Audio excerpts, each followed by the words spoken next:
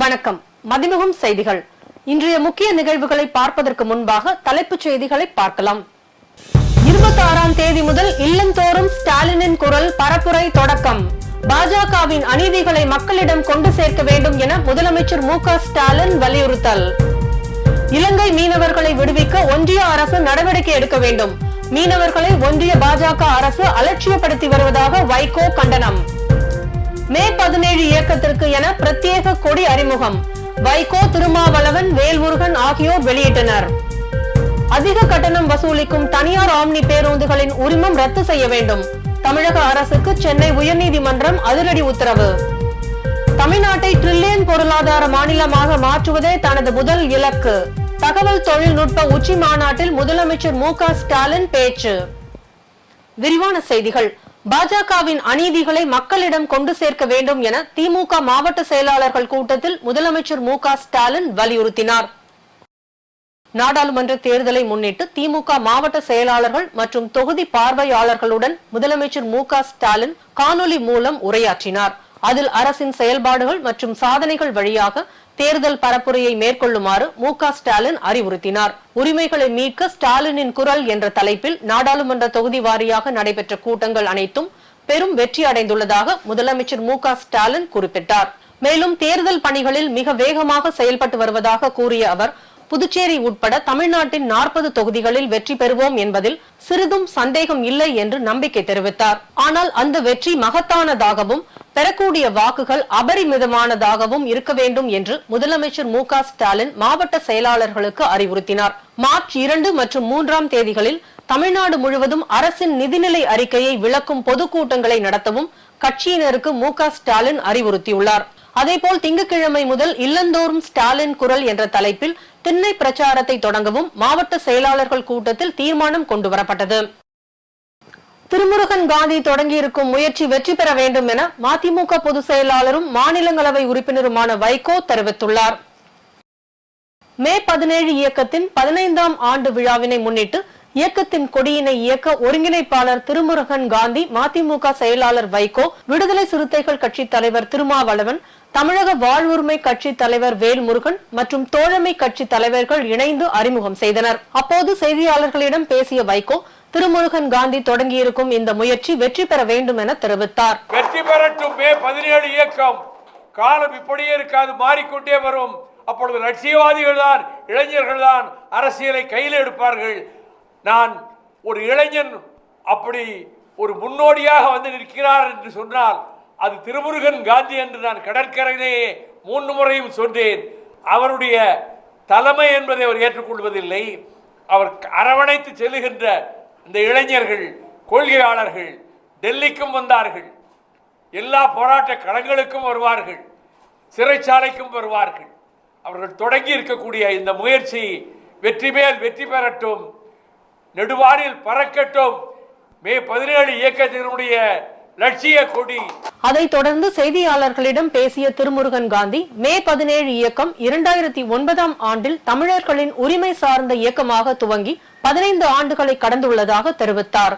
தமிழக மக்களின் லட்சியத்தை குறிக்க வேண்டும் என்னும் எண்ணத்துடன் தங்களின் கொடியினை வடிவமைத்துள்ளதாகவும் அவர் தெரிவித்தார். மே 17 இயக்கத்தினுடைய சித்தாந்தங்களாக இருக்கக்கூடிய முற்போக்கு கருத்தியல் தத்துவங்களின் அடிப்படையில் பெரியாரியம், அம்பேத்கரியம், மார்க்சியம் ஆகிய இந்த கோட்பாடுகளை உள்ளடக்கிய தமிழர்களினுடைய எதிர்கால அரசியலிலே முற்போக்கு களத்தை அமைக்க வேண்டும் என்கின்ற நோக்கத்தின் அடிப்படையில், இலட்சியத்தின் அடிப்படையிலே நாங்கள் எங்களது கொடியை வடிவமைத்திருக்கின்றோம். பின்னர் செய்தியாளர்களிடம் பேசிய திருமாவளவன், மே 17 இயக்கத்திற்கு விடுதலை சிறுத்தைகள் கட்சி துணை நிற்கும் என தெரிவித்தார். வெறும் மொழி உணர்வு, இன உணர்வு மட்டுமே தமிழ் தேசியமாக இருக்க முடியாது.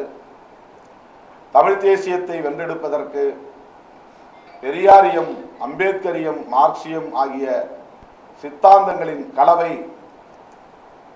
இன்றியமையாத ஒரு தேவை என்பதை உணர்ந்த நிலையில் மே 17 இயக்கத்திற்கு இப்படி ஒரு கொடியை தோழர் திருமுருகன் உருவாக்கியிருக்கிறார் என்று நான் மகிழ்ச்சியோடு வரவேற்கிறேன். இந்த இயக்கத்தின் பணிகள் சிறக்கவும் நோக்கம் வெல்லவும் மே 17 இயக்கத்திற்கு சிறுத்தைகள் இயக்கம் உற்ற துணையாக இருக்கும். பின்னர் செய்தியாளர்களிடம் பேசிய வேல்முருகன், சாதி மதம் என பிரிந்து கிடக்கும் மக்களை தமிழ் தேசிய தளத்தில் ஒருங்கிணைக்கும் மே 17 இயக்கம் கொடியினை உலக மக்களுக்கு அறிமுகம் செய்வதில் மகிழ்ச்சி அடைவதாக தெரிவித்தார். இன்றைக்கு தொடர்ச்சியாக தமிழ் சமூகத்தின் பல்வேறு பிரச்சனைகளுக்கு சாதியாய் மதமாய் பிரிந்து கிடக்கின்ற தமிழர்களை தமிழ் தேசிய தளத்திலும் அறிவு சார்ந்த தளத்திலும் பணியாற்றி வருகின்ற மே 17 இயக்கம் இது தனக்கான பரந்த எண்ணத்துடன் இந்த கொடியை வடிவமைத்து இன்றைக்கு தலைவர்களை கொண்டு இந்த நாட்டுக்கும் உலகம் முழுவதும் வாழ்கின்ற தமிழ் மக்களுக்கும் இந்த கொடியை அறிமுகம் செய்து வைப்பதில் மகிழ்ச்சி கொள்கிறோம். அதிக கட்டணம் வசூலிக்கும் தனியார் பேருந்துகளின் உரிமத்தை சஸ்பெண்ட் செய்வது உள்ளிட்ட கடுமையான நடவடிக்கைகளை எடுக்க வேண்டும் என தமிழக அரசுக்கு சென்னை உயர்நீதிமன்றம் உத்தரவிட்டுள்ளது. அதிக கட்டணம் வசூலிக்கும் தனியார் பேருந்து நிறுவனங்கள் மீது நடவடிக்கை எடுக்க வேண்டும் என்ற கோரிக்கையுடன் சென்னை உயர்நீதிமன்றத்தில் தாக்கல் செய்யப்பட்ட வழக்குகள் தொடர்பாக தலைமை நீதிபதி கங்க பூர்வாலா மற்றும் நீதிபதி பரத சக்கரவர்த்தி ஆகியோர் அடங்கிய அமர்வில் விசாரணை நடைபெற்றது. அப்போது அதிக கட்டணம் வசூலிக்கும் தனியார் பேருந்துகளுக்கு எதிராக கடுமையான நடவடிக்கைகள் எதுவும் எடுக்கப்படுவதில்லை என்றும் அபராதம் மட்டுமே விதிக்கப்படுவதாகவும் தனியார் பேருந்துகள் தொடர்ந்து அதிக கட்டணம் வசூலித்து வருவதாகவும் மனுதாரர் தரப்பில் புகார் தெரிவிக்கப்பட்டது. இதையடுத்து அரசு தரப்பில் இந்த விவகாரம் தொடர்பாக சம்பந்தப்பட்ட அதிகாரிகள் தீவிர சோதனைகளில் ஈடுபடுவதாகவும் விதிகளை மீறும் பேருந்து நிறுவனங்களுக்கு எதிராக நடவடிக்கைகள் எடுக்கப்பட்டு வருவதாகவும் தெரிவிக்கப்பட்டது.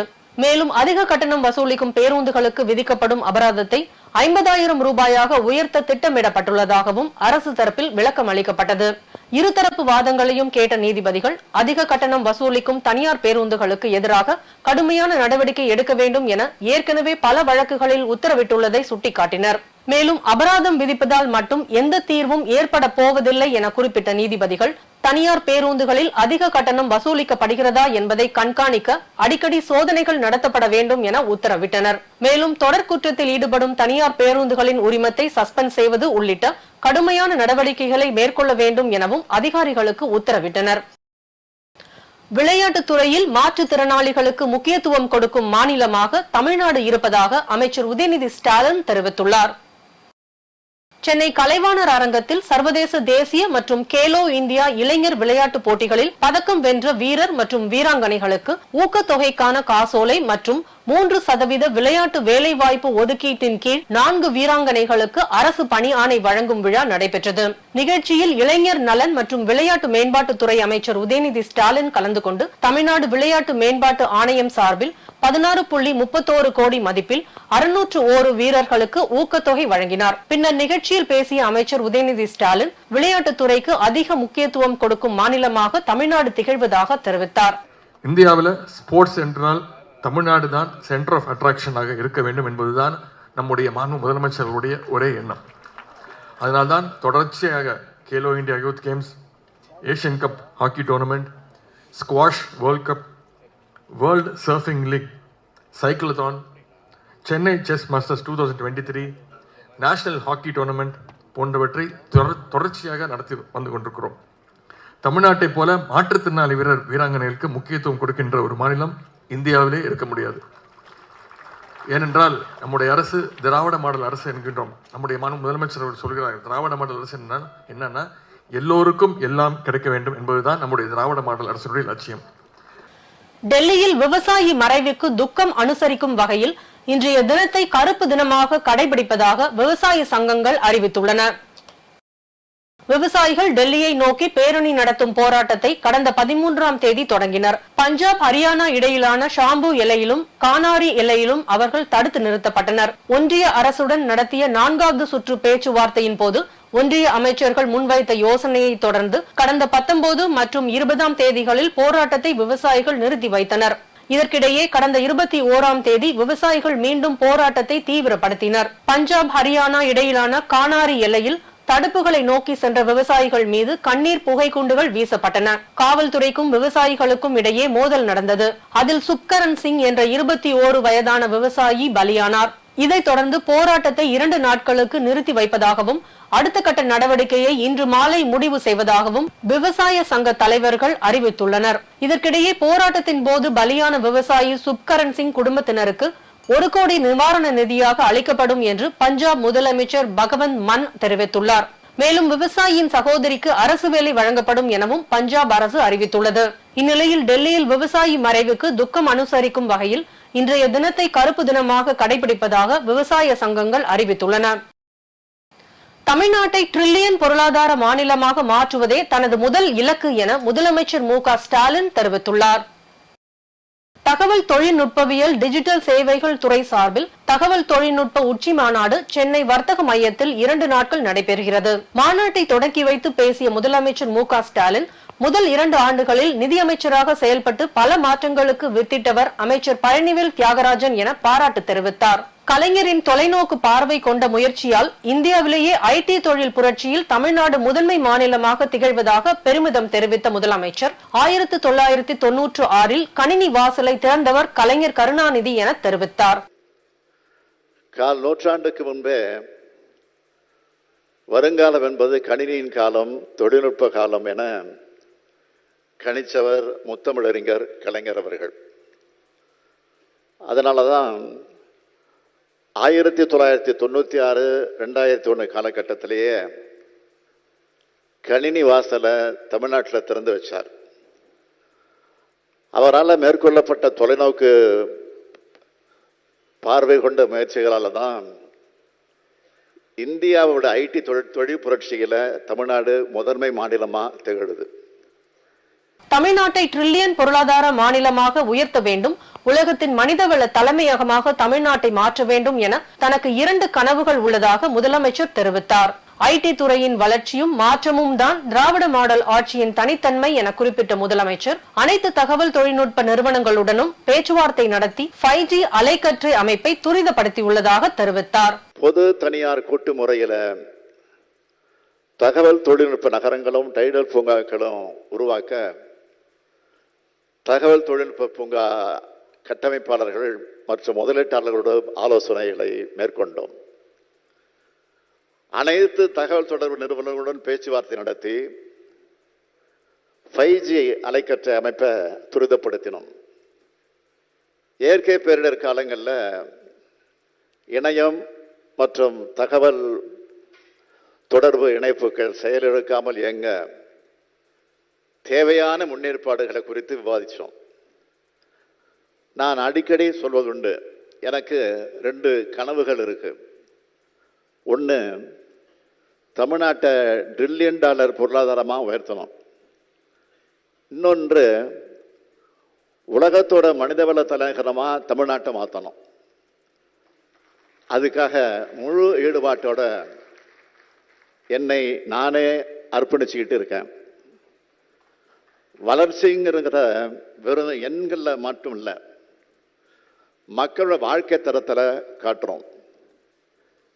எல்லா துறைகளும் அதுக்கான செயல் திட்டங்களோட சிறப்பாக செயல்படுது. அதில் முக்கியமான துறையாக தகவல் தொழில்நுட்பத்துறை இருக்கிறதுல எனக்கு மிகுந்த மகிழ்ச்சி. ஐடி துறையோட வளர்ச்சியும் முன்னேற்றமும் இப்போ நம் கண் முன்னாடி தெரியுது. காலவரையற்ற வேலை நிறுத்தத்தில் ஈடுபட்டு வரும் ராமேஸ்வரம் மீனவர்களை ஒன்றிய பாஜக அரசு அலட்சியப்படுத்தி வருவதாக மதிமுக பொதுச் செயலாளரும் மாநிலங்களவை உறுப்பினருமான வைகோ கண்டனம் தெரிவித்துள்ளார். ராமேஸ்வரம் மீன்பிடி துறைமுகத்தில் இருந்து கடந்த பிப்ரவரி 4ஆம் தேதி 2 விசை படகுகளில் மீன் பிடிக்க சென்ற 23 மீனவர்களை இலங்கை கடற்படையினர் கைது செய்து படகுகளையும் பறிமுதல் செய்தனர். கைது செய்யப்பட்ட மீனவர்களில் 20 பேர் 5 ஆண்டு ஒத்திவைக்கப்பட்ட 18 மாத சிறை தண்டனையுடன் விடுதலை செய்யப்பட்டனர். 3 பேரில் 2 6 மாதமும் 1 ஓராண்டு சிறை தண்டனையும் விதித்து இலங்கை நீதிமன்றம் உத்தரவிட்டது. அதேபோல் 2 மாதங்களுக்கு முன்பு ஒரு மீனவருக்கு 2 ஆண்டு சிறை தண்டனை விதிக்கப்பட்டது. இந்நிலையில் இலங்கை மற்றும் இந்திய ஒன்றிய அரசை கண்டித்து அனைத்து விசைப்படகு மீனவ சங்கத்தினர் பிப்ரவரி 18ஆம் தேதி முதல் காலவரையற்ற வேலை நிறுத்த போராட்டத்தில் ஈடுபட்டு வருகின்றனர். அதனைத் தொடர்ந்து போராட்டத்தின் ஒரு பகுதியாக 23, 24ஆம் தேதிகளில் நடைபெறும் கச்சத்தீவு திருவிழாவை புறக்கணிக்க விசைப்படகு மீனவர்கள் முடிவு செய்துள்ளனர். போராட்டம் காரணமாக கச்சத்தீவு அந்தோனியார் திருவிழாவிற்கு விசைப்படகுகளை இயக்க மாட்டோம் எனவும் மீனவ சங்கங்கள் அறிவித்துள்ளன. இது தொடர்பாக வைகோ வெளியிட்டுள்ள அறிக்கையில், கச்சத்தீவு புனித அந்தோணியார் திருவிழாவை தமிழக மீனவர்கள் புறக்கணித்திருப்பதையும் காலவரையற்ற வேலை நிறுத்தத்தில் ஈடுபட்டு வருவதையும் ஒன்றிய பாஜக அரசு அலட்சியப்படுத்தி வருவதாக கடும் கண்டனம் தெரிவித்துள்ளார். மோடி தலைமையிலான பாஜக அரசு பொறுப்பேற்ற பிறகு கடந்த 10 ஆண்டுகளில் மட்டும் இலங்கை கடற்படையினரால் 3076 தமிழக மீனவர்கள் கைது செய்யப்பட்டுள்ளதாகவும் வைகோ சுட்டிக்காட்டியுள்ளார். தமிழக மீனவர்களின் உயிருக்கும் உடைமைக்கும் அச்சுறுத்தலாக இருக்கும் சிங்கள அரசுக்கு உரிய முறையில் அழுத்தம் கொடுக்காமல் வேடிக்கை பார்த்து வருவதாக தெரிவித்துள்ளார். இலங்கை சிறையில் அடைக்கப்பட்டிருக்கும் தமிழக மீனவர்களை விடுவிப்பதோடு பறிமுதல் செய்யப்பட்டுள்ள மீன்பிடி படகுகள் உள்ளிட்ட கருவிகளை மீட்க வேண்டும் என வைகோ தமது அறிக்கையில் வலியுறுத்தியுள்ளார்.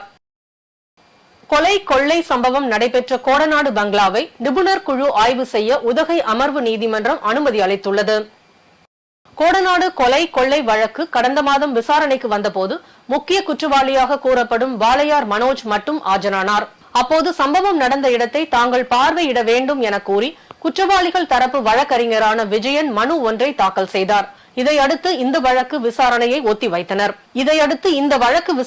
ஒத்தி வைத்தனர். இந்நிலையில் வழக்கு மீண்டும் விசாரணைக்கு வந்தபோது குற்றம் நடந்த இடத்தை பார்வையிட அனுமதி கோரிய குற்றம் சாட்டப்பட்டோரின் மனுவுக்கு பதில் அளிக்க தமிழ்நாடு அரசு கூடுதல் கால அவகாசம் கோரிய நிலையில் அதற்கு நீதிபதி சம்மதித்தார். மேலும் விசாரணை அதிகாரிகள் கொலை கொள்ளை நடந்த இடத்தை ஆய்வு செய்ய அனுமதி தர வேண்டும் என்று கோரிக்கை விடுக்கப்பட்டது. இதை ஏற்ற நீதிபதி சிபிசிஐடி காவல்துறையினர், பொதுப்பணித்துறை அதிகாரிகள், மின்வாரிய அதிகாரிகள் கொண்ட குழு கோடநாடு பங்களாவை ஆய்வு செய்ய அனுமதி அளித்தனர். மேலும் தடயங்களை அழிக்கக்கூடாது என்ற நிபந்தனையுடன் சோதனை நடத்த அனுமதி அளித்துள்ளது. அதேபோல் கோடநாடு பங்களாவில் நடத்தப்படும் சோதனையை முழுமையாக வீடியோ எடுத்து சமர்ப்பிக்கவும் நீதிமன்றம் உத்தரவிட்டுள்ளது. திமுக தேர்தல் அறிக்கை மக்கள் அறிக்கையாக இருக்க வேண்டும் என முதலமைச்சர் மு.க. ஸ்டாலின் அறிவுறுத்தியுள்ளதாக திமுக எம்பி கனிமொழி தெரிவித்துள்ளார். வேலூர் புதிய மாநகராட்சி அலுவலகம் அருகில் உள்ள பேபி மஹாலில் கனிமொழி தலைமையில் தேர்தல் அறிக்கைக்காக மக்களின் கருத்துக்களை கேட்கும் கூட்டம் நடைபெற்றது. அப்போது செய்தியாளர்களை சந்தித்து பேசிய எம்பி கனிமொழி, செய்யாறு மேல்கா சிப்காட் விவகாரத்தில் சிப்காட் வேண்டாம் என போராடும் விவசாயிகளிடம் பேச்சுவார்த்தை நடத்தி தீர்வு காணப்படும் என தெரிவித்தார். விவசாயிகளோட போராட்டத்தை தொடர்ந்து இந்த அரசு ஒரு கிட்டத்தட்ட ஏதோ நடத்துறது போல, அதை விட மோசமா டெரரிசம் நடத்துறது போலதான் அவங்க நடத்திட்டு இருக்காங்க. அவங்க மேல கண்ணீர் தூள் வீசுறது, இரும்பு கொண்டு போய் அவங்க வரக்கூடிய பாதையில அந்த கம்பிகளை வீசி எறியது, தொடர்ந்து அச்சுறுத்தல், பல இடங்கள்ல கைது என்று தொடர்ந்து அவங்க அந்த விவசாயிகள் நியாயத்துக்காக போராடக்கூடிய விவசாயிகளுடைய குரலை கேட்பதற்கு கூட அவங்க தயாராக இல்லை. அதெல்லாம் கேட்டு போன சென்ற கேள்விக்கு கூட எதிர்கட்சிகளை மட்டும் இல்லை, அவங்களை எதிர்த்து குரல் எழுப்பக்கூடிய ஊடகங்களோட நிலை இன்னைக்கு என்ன அப்படிங்கிறது உங்க அத்தனை பேருக்கும் தெரியும். ராணிப்பேட்டை சோளிங்கர் லட்சுமி நரசிம்மர் கோயிலில் ரோப்கார் திட்ட பணிகளை அமைச்சர் சேகர் பாபு ஆய்வு செய்தார். ராணிப்பேட்டை மாவட்டத்தில் உள்ள சோளிங்கர் யோக நரசிம்மர் திருக்கோயிலில் ரோப்கார் திட்ட பணிகளை இந்து சமய அறநிலையத்துறை அமைச்சர் சேகர் பாபு மற்றும் கைத்தறி மற்றும் துணிநூல் துறை அமைச்சர் ஆர் காந்தி ஆய்வு மேற்கொண்டனர். அப்போது செய்தியாளர்களை சந்தித்த அமைச்சர் சேகர் பாபு, லட்சுமி நரசிம்மர் கோயிலில் ரோப்கார் விரைவில் மக்கள் பயன்பாட்டுக்கு கொண்டு வரப்படும் என தெரிவித்தார். இந்த ரோப்கார் வெள்ளோட்டம் என்பது இன்றைக்கு நிறைவுற்ற பிறகு சிறு சிறு பணிகள் முடிவுற்று மாண்புமிகு தமிழக முதலமைச்சருடைய பொற்கரங்களால் இந்த ரோப்காரை பக்தர்களுக்கு அர்ப்பணிக்கின்ற பணி வெகு விரைவில் நடைபெறும். சூரிய காற்றின் எலக்ட்ரான் நிலையை ஆதித்யா L1 முழுமையாக கண்டறிந்துள்ளதாக இஸ்ரோ அறிவித்துள்ளது. ஆதித்யா L1 கடந்த ஆண்டு செப்டம்பர் மாதம் 2ஆம் தேதி விண்வெளிக்கு அனுப்பப்பட்டது. ஆதித்யா விண்கலம் சுமார் 127 நாட்கள் பயணித்து பூமியிலிருந்து சுமார் 15 லட்சம் கிலோமீட்டர் தொலைவில் லெக்ராஞ்சியன் பாயிண்ட் 1 எனும் இடத்தில் சூரியனை பார்த்தபடி சமீபத்தில் நிலைநிறுத்தப்பட்டது. இந்நிலையில் சூரிய காற்றின் எலக்ட்ரான்கள் நிலையை ஆதித்யா L1 முழுமையாக கண்டறிந்துள்ளதாக இஸ்ரோ அறிவித்துள்ளது. சூரியனை ஆய்வு செய்ய இஸ்ரோ அனுப்பிய ஆதித்யா L1 விண்கலம் சூரிய காற்றின் தாக்கத்தை கண்டறிந்துள்ளது. ஆதித்யா விண்கலத்தில் பொருத்தப்பட்டுள்ள கருவி சூரிய காற்றின் எலக்ட்ரான்கள் நிலையை முழுமையாக கண்டறிந்துள்ளதாக இஸ்ரோ தெரிவித்துள்ளது. பல்வேறு மாவட்டங்களில் நடைபெற்ற நிகழ்வுகளை களத்தில் மதிமுகம் பகுதியில் பார்க்கலாம்.